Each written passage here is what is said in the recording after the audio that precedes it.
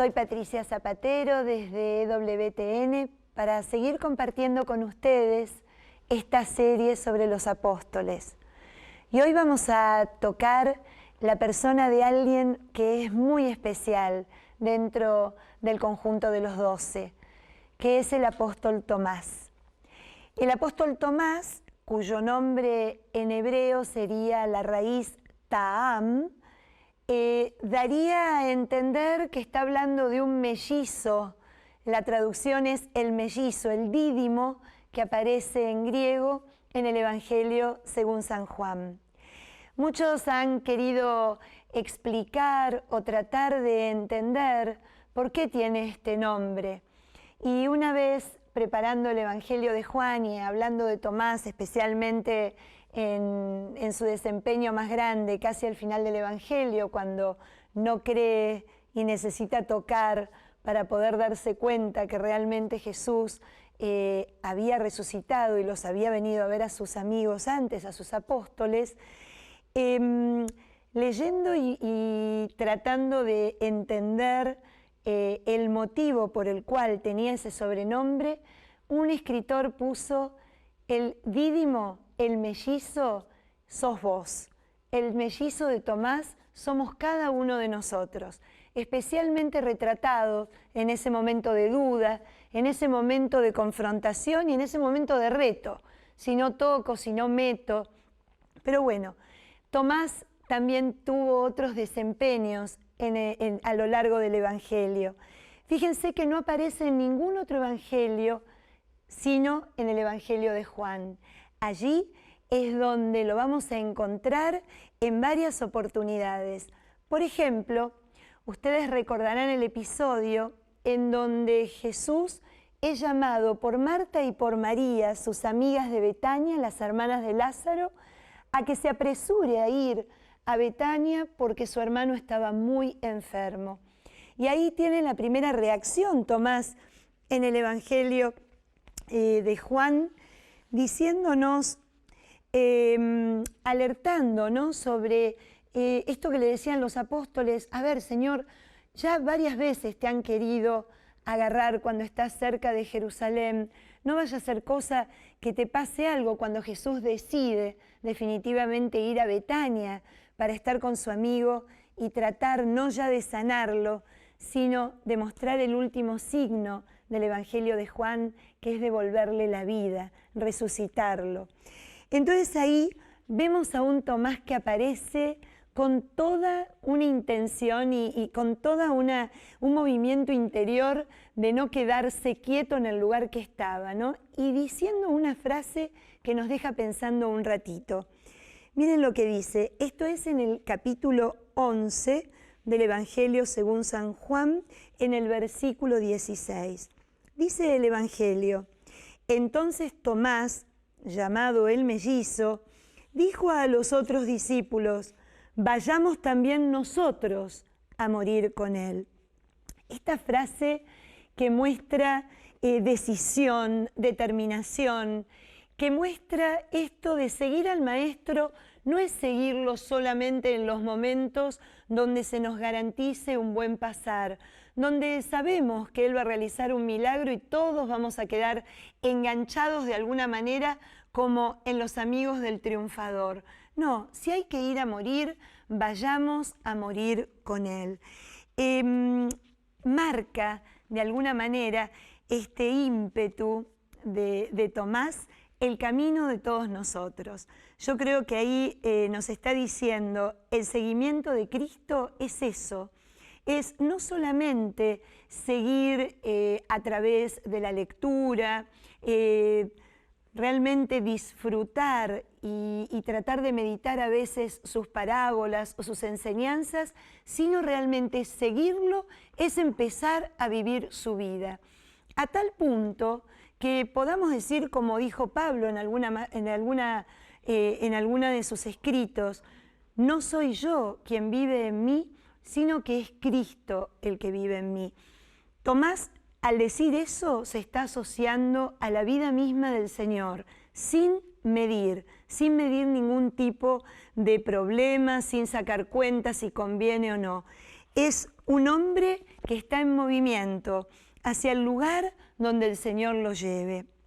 Tenemos también otro momento del Evangelio muy interesante, que es ya en la última cena, en donde Jesús, ya prácticamente en sus discursos de despedida, preparándolos para lo que se venía, estaba hablando y Tomás no entendió algo que él les estaba explicando en ese momento, y hace una pregunta que va a desatar en la respuesta del Señor una de las enseñanzas que más tenemos grabados todos los cristianos en el corazón. Fíjense lo que dice en el capítulo 14 del Evangelio según San Juan, en el momento en que Tomás toma la intervención. Tomás le pregunta a Jesús: Señor, si no sabemos a dónde vas, ¿cómo vamos a conocer el camino? Jesús entonces le contestó: Yo soy el camino, la verdad y la vida. Nadie va al Padre si no es por mí. Fíjense, otro de los momentos centrales, porque bueno, el discurso de despedida, Jesús ya estaba advirtiendo: me voy, pero ustedes no se preocupen, no se queden tristes, en otro momento me voy a prepararles un lugar. Sale Tomás con esta confianza, con esta sensación de no querer quedarse con nada que no entienda. Son momentos decisivos, son momentos importantísimos en donde él necesita saber, necesita entender, necesita comprender cuál es realmente el camino que lo va a llevar a Jesús. Y Jesús le deja dicho lo que a lo mejor en su corazón ya estaba escrito, porque alguien que es capaz de decir: subamos con Él y muramos, vayamos a morir con Él, es porque en el fondo sabe, cree, confía en que este Señor es el camino y la vida. Pero si en algún lugar nos queda realmente el testimonio de Tomás, fue prácticamente al final del Evangelio de Juan, donde ya Jesús resucitado se aparece a sus apóstoles, y me gustaría, si bien estamos hablando de Tomás, ampliar un poquito más el concepto de lo que pasa en este encuentro, para que ustedes se ubiquen en contexto. Ya María Magdalena había encontrado a su rabí, que lo había descubierto cuando él pronuncia su nombre. Enseguida le dice Raboní. Y el maestro le manda: ve a decirle a Pedro y a mis hermanos que regreso a Dios, que es su Dios, a mi Padre, que es su Padre. Entonces María Magdalena probablemente haya hecho lo que Jesús le pidió. No tenemos por qué dudar en que ella fue y lo hizo. Pero enseguida el Evangelio nos empieza a narrar en la situación en que estaban los apóstoles, en la situación en que se encontraban estos amigos que habían compartido con él su momento más glorioso, por así decirlo, ¿no? Porque habían estado caminando con él los caminos de la Galilea, viendo cómo sanaba, viendo cómo la gente se agolpaba y hacía lo imposible para poder escucharlo, para poder tocarlo. Hay una parte del Evangelio que dice que hasta les ponían los enfermos para con tal de que su sombra pasara y los rozara para que quedaran sanos. O sea, era tal la fe, era tal lo que había desatado, y ellos habían sido de alguna forma los testigos, aquellos que habían podido presenciar la multiplicación de los panes, la resurrección de Lázaro, que decíamos en ese momento. Y sin embargo, ¿qué pasa en ese momento? Están todos encerrados. Juan habla de algo que no es casual. Dice que era el anochecer de aquel día, el día de la resurrección, del día domingo. El anochecer en Juan significa no solo el anochecer como punto, digamos, de determinación de que el sol se está poniendo, sino el anochecer con respecto a la fe. Nos da a entender que ya cuando arranca diciendo que era el anochecer de ese mismo día de la resurrección, Ellos estaban anocheciendo con respecto a la fe que habían podido hacer crecer al lado de su maestro, pero que ante la cruz había empezado a debilitarse. Entonces es ahí, encerrados y por miedo, o sea, rebobinemos, a oscuras, ¿no? Porque estaba anocheciendo. Encerrados y con miedo se le aparece Jesús. Y al aparecérseles no les dice, no les reprocha, no les dice, ¿se pueden saber dónde estaban cuando me estaban crucificando? No habla de nada del pasado. Lo primero que les dice y les entrega es la paz. La paz sea con ustedes.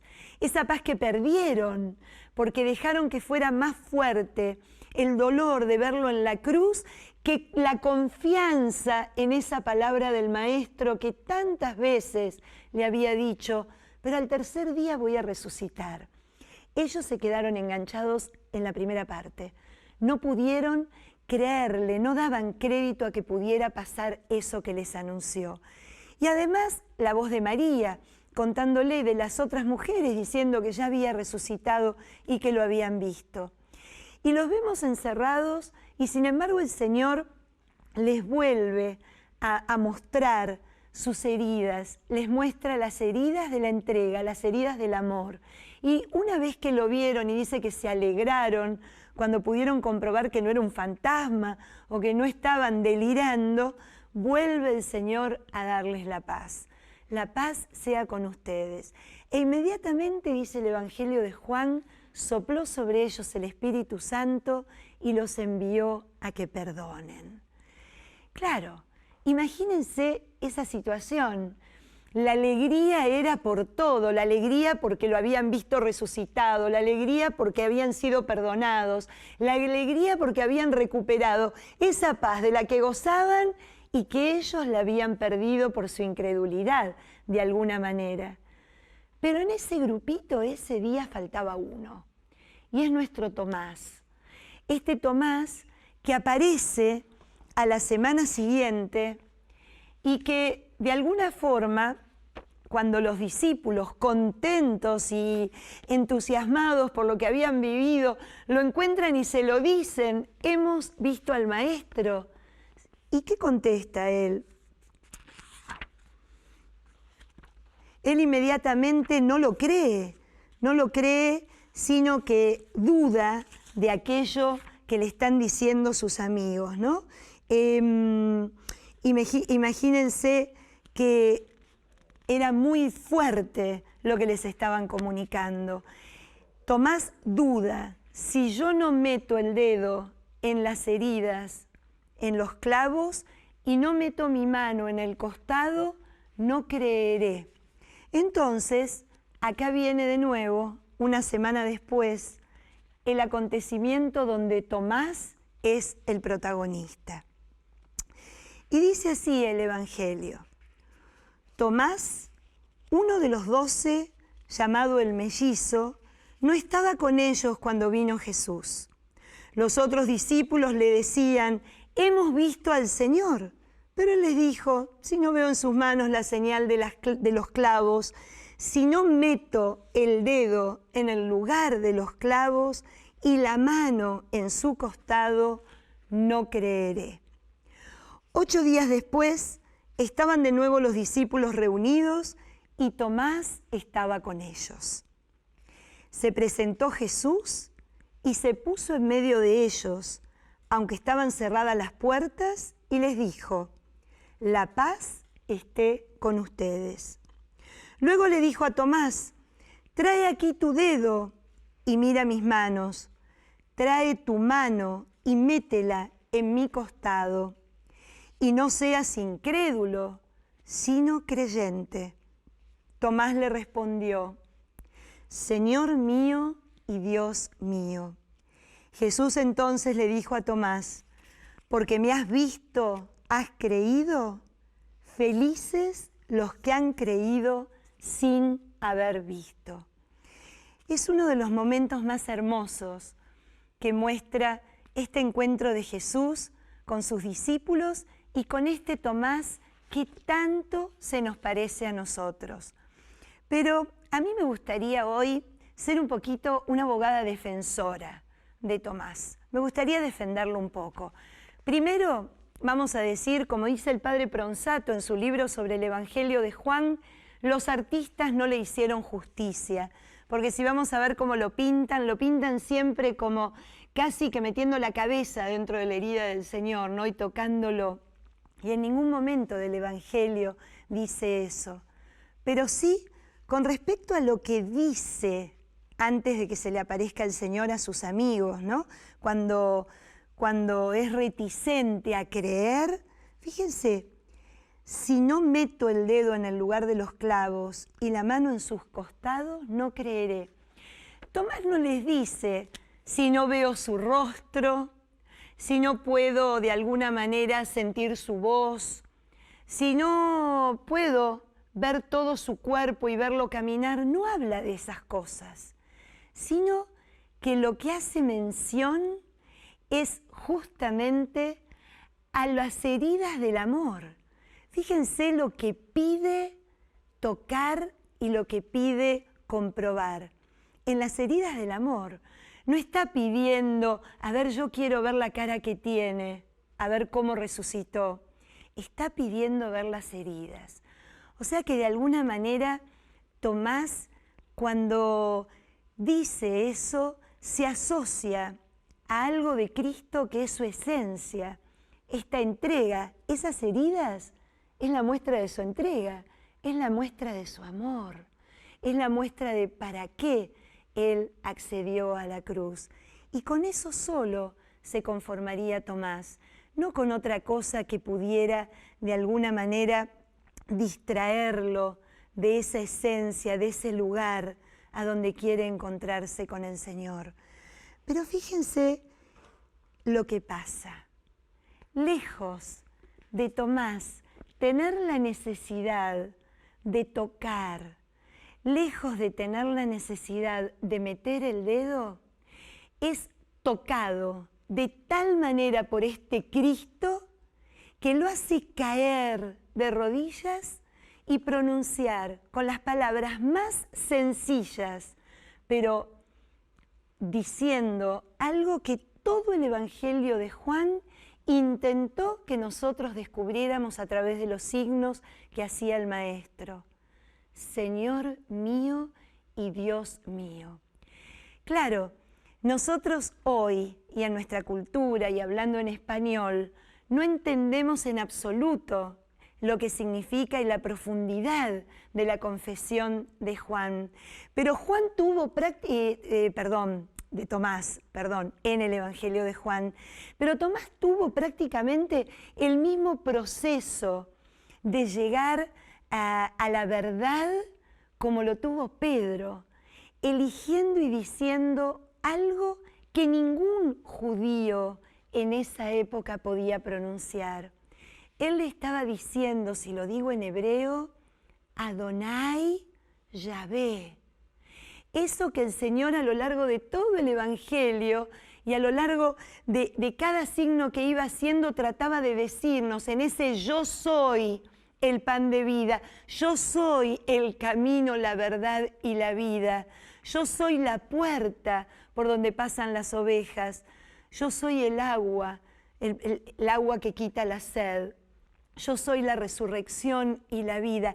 En cada yo soy mostraba Jesús esa esencia que ninguno pudo descubrir sino Tomás en ese momento en donde fue cubierto y fue tocado de una manera increíble por la presencia de Jesús. Fíjense qué cosa más linda, porque dice el evangelista Juan al final, antes de llegar al último capítulo, en el capítulo 20, dice que todo esto fue escrito para que creamos y que creyendo en Cristo pudiéramos tener la vida eterna. Tomás, en esa confesión, ya se sumerge de una manera tan increíble en esa esencia de lo que es la vida eterna, de descubrir a Cristo en los signos, en donde Cristo mismo quería ser descubierto.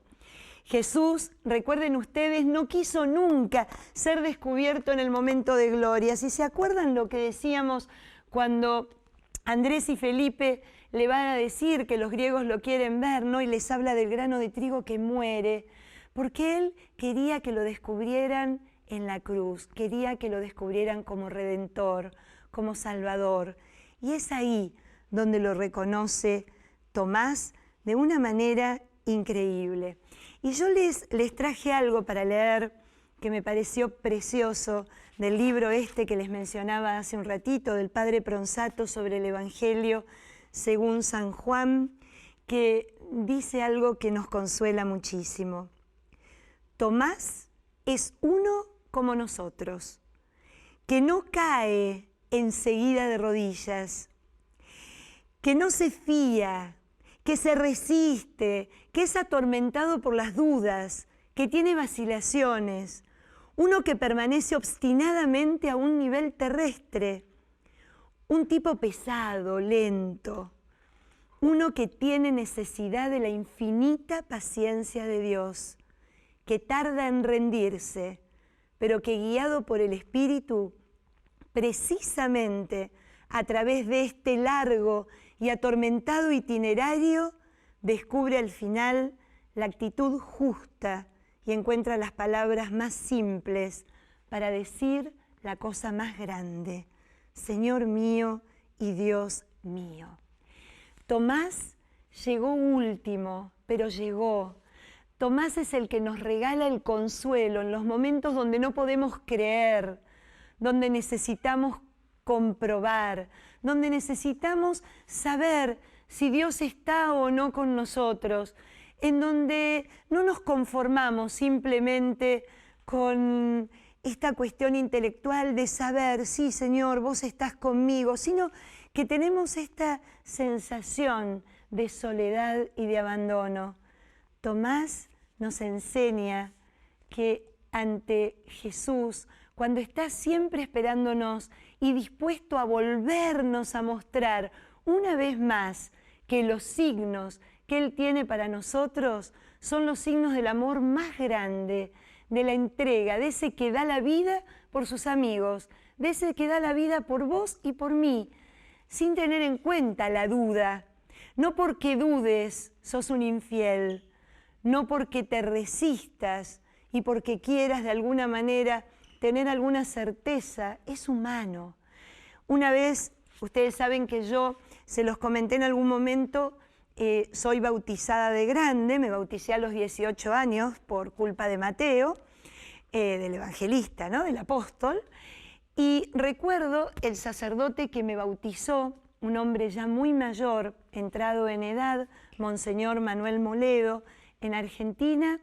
Un día charlando conmigo me decía: mira, Patricia, la fe y la duda van siempre unidas, como es tu cuerpo con la sombra.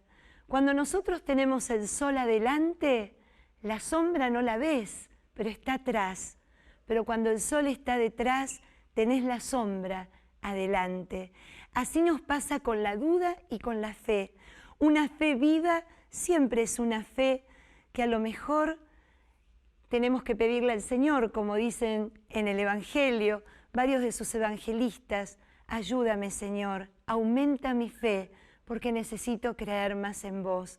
Necesito realmente caer de rodillas como Tomás y darme cuenta sin querer comprobar, porque yo también me encuentro en el grupo de esos felices, porque creo sin ver, porque no estuve con vos, porque no tuve la oportunidad que tuvieron estos apóstoles. Pero cuántas veces trato de buscar una evidencia, trato de buscar un milagro, trato de buscar algo extraordinario que me indique que vos estás, que vos seguís al lado nuestro. Y me olvido de algo que hacés permanentemente, porque no pasa un segundo que en esta tierra, que alrededor de este mundo, no se esté levantando una hostia, que ya no es una hostia, porque es tu cuerpo y es tu sangre. Entonces ahí entiendo que el milagro grande no es a lo mejor el poder evidenciar con fe lo que haces en nuestra vida, sino que el milagro grande está en creer, está en creerte, está en realmente darnos cuenta que en esa sencillez, en ese pedacito de pan, que ya no es pan porque es tu cuerpo, estás y te das por nosotros en todo momento, a toda hora y cada vez que nosotros decidamos ir hacia vos. Así que hoy yo les diría a todos que le pidamos a Tomás que interceda por nosotros ante un momento de duda, de zozobra, para que no flaqueemos, para que no abandonemos el barco, para que sigamos en camino.